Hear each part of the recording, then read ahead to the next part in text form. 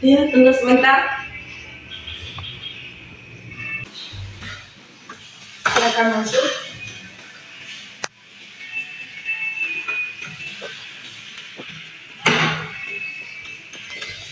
Duduk senyamannya saja ya. Ini ada yang menghubungi ibu ya. Oke, bisa kita mulai. Sebelumnya perkenalkan nama Ibu Alhamdulillah. Nama Nanda siapa? Sebelumnya perkenalkan nama saya Vina Ramadhani. Ibu bisa memanggil saya Vina. Oh, Vina ya. Vina tinggalnya di mana? Tinggalnya di Maluku, tetapi saat ini berdomisili di Bersama. Oh, sekarang berdomisili di Batu Sanggar ya. Kegiatan Vina apa sekarang? Kegiatan sekarang saya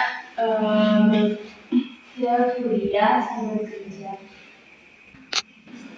Vina kerja sambil kuliah ya.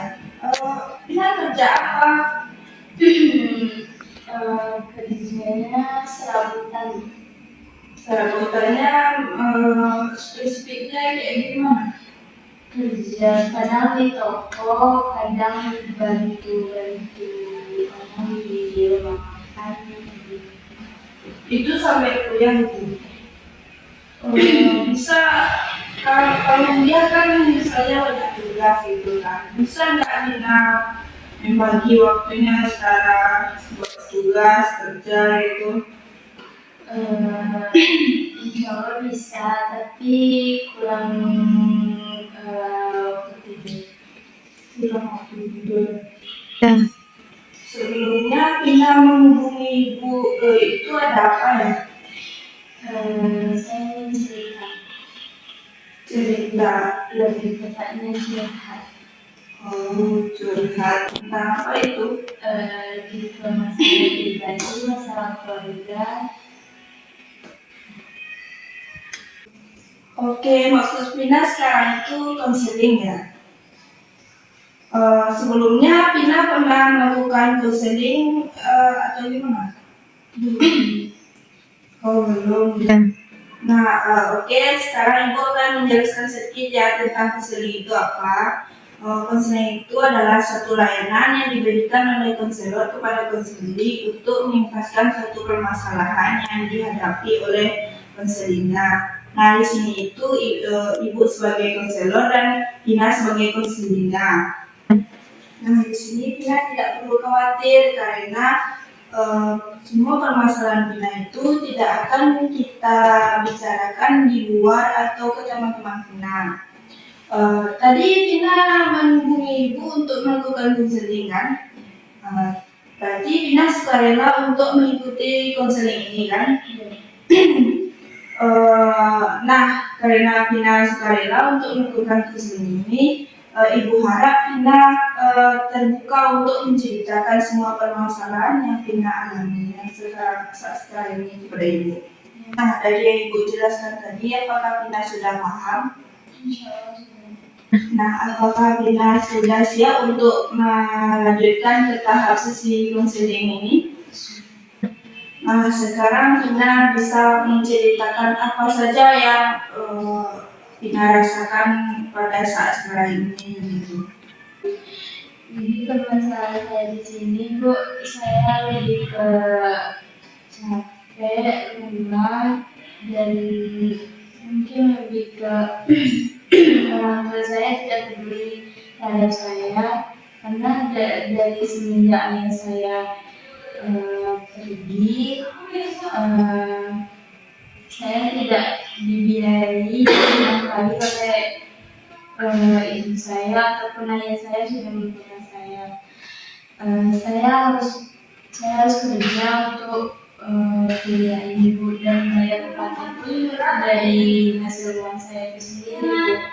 Karena orang tua saya tidak menginginkan saya untuk kuliah dan adik saya juga mau masuk SMA, jadi kayak biarlah orang tua saya buang saya, Bu. dia nggak mau anggap saya lagi kayak jadi anaknya. Nah, jadi dari cerita Vina tadi kan orang tua Vina tidak mau lagi membeli Vina dalam ceritanya itu kan. Jadi siapa yang menolong Vina untuk bisa sampai kuliah saat ini? Alhamdulillah, sahabat Vina masih setuju untuk Vina melanjutkan sekolah Vina.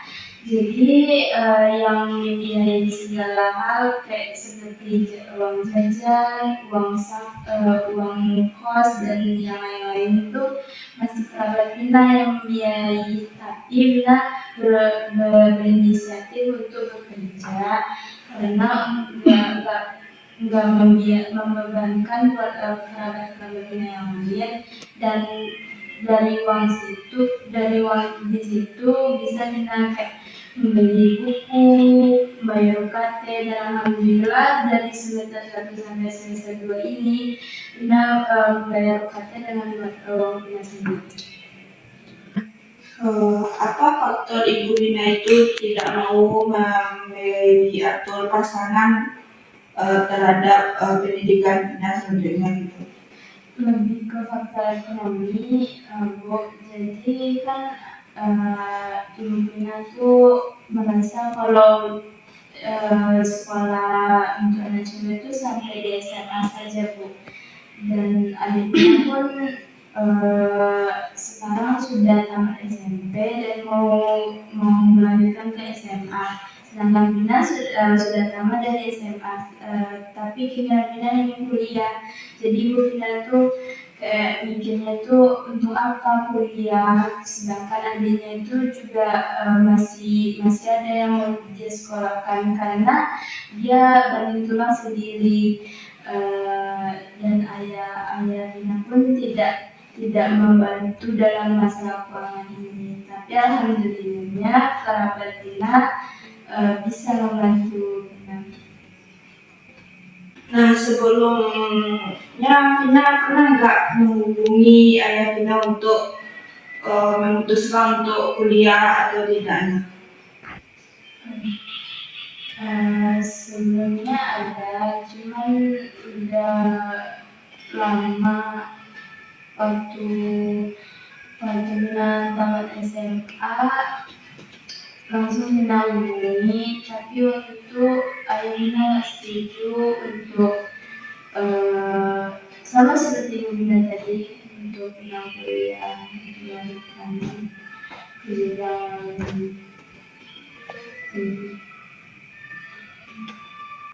Nah, apakah Vina menghubungi ayah Vina itu hanya sekali atau berulang-ulang kali? Sebelumnya itu sering, dan pas sebelum kan ada namanya PBAK kan Bu. Nah itu berkali-kali mungkin Vina nelfon ayah tapi nggak ada respon dari ayah, dan waktu itu ayah mungkin udah nggak mau dianggapin. Nah, bagaimana perasaan Vina saat ayah Vina tidak mau mengangkat telepon Vina itu? Lebih ke sedih, kecewa, capek semuanya, karena anaknya sendiri tidak mau mengangkat teleponnya, dan Oke, berarti Vina merasa sedih dan kecewa atas respon yang ayah Vina berikan terhadap Vina saat itu. Dengan respon yang ayah Vina berikan, apakah Vina pernah bercerita kepada ibu Vina terkait hal ini? sudah pernah Bu. Nah, sudah kan, bagaimana respon ibu Vina saat Vina menceritakan itu? Ibu Vina lebih marah-marah karena dia bilang untuk apa menghubungi ayah, sedangkan ayah itu juga nggak peduli sama kita.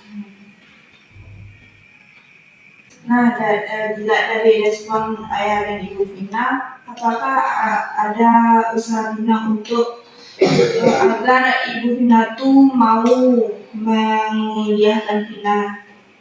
Ada Misal seperti apa itu? usaha Vina waktu itu mengumpulkan keluarga dan Vina bicara sama kedua orang sama ibu Vina.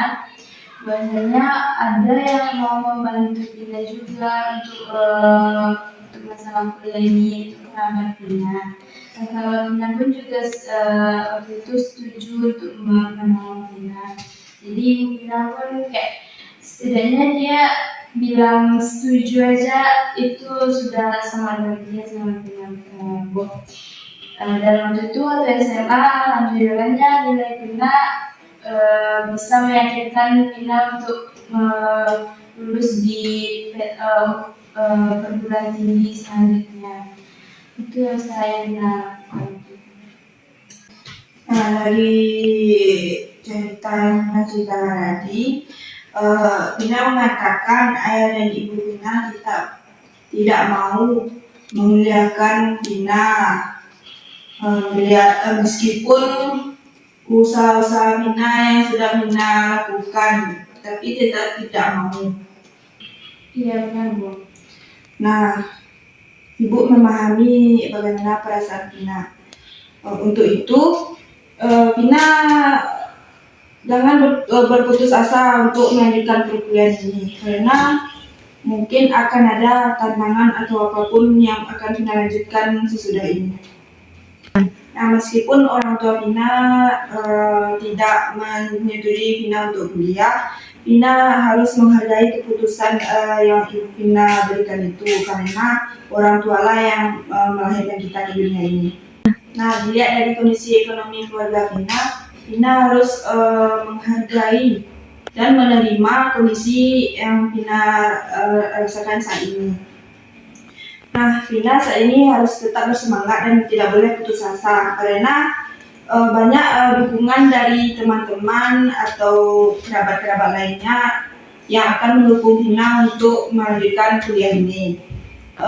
Nah, Vina bisa membuktikan kepada semua, terutama kepada orang tua Vina, bahwasanya Vina itu bisa melanjutkan kuliah ini, dan Vina bangga Vina bisa menjadi sarjana. Nah, apa tindakan Vina setelah ini? Mungkin Vina melanjutkan perkuliahan Vina dan sambil bekerja itu. Nah, tampaknya Vina tetap ingin berkuliah sambil bekerja ya.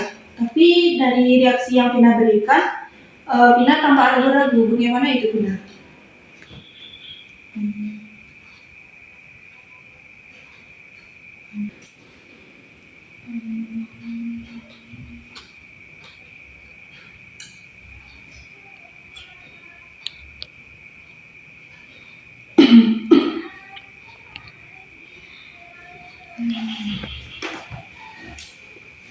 Nah, apakah bisa kita menunjukkan sisi konseling ini? Bisa Bu. Nah, dari cerita yang Vina ceritakan tadi, Vina harus tetap semangat dan jangan putus asa. Maupun tentang apapun keputusan yang mendapat orang tua Vina harus tetap semangat. Jangan mengandalkan satu keputusan saja, karena belum tentu satu keputusan itu berhasil untuk Vina lakukan, dan Vina harus yakin kepada diri Vina sendiri. Nah, setelah kita melakukan sesi ini, bagaimana perasaan Vina? Alhamdulillah untuk saat ini lebih lega karena kan sudah mengeluarkan semua yang ada di isi hati. Dan untuk Ibu, saya ucapkan terima kasih karena arahan Ibu dan nasihat Ibu sudah membuat saya sedikit lega. Ya, sama-sama. Jadi Vina harus tetap semangat dan yakin kepada diri Vina sendiri, dan menjadi pribadi yang kuat dan mandiri. Nah, setelah sesi ini, jika Vina mau menemui Ibu, Vina bisa menghubungi Ibu atau langsung datang ke sini. Iya, Bu.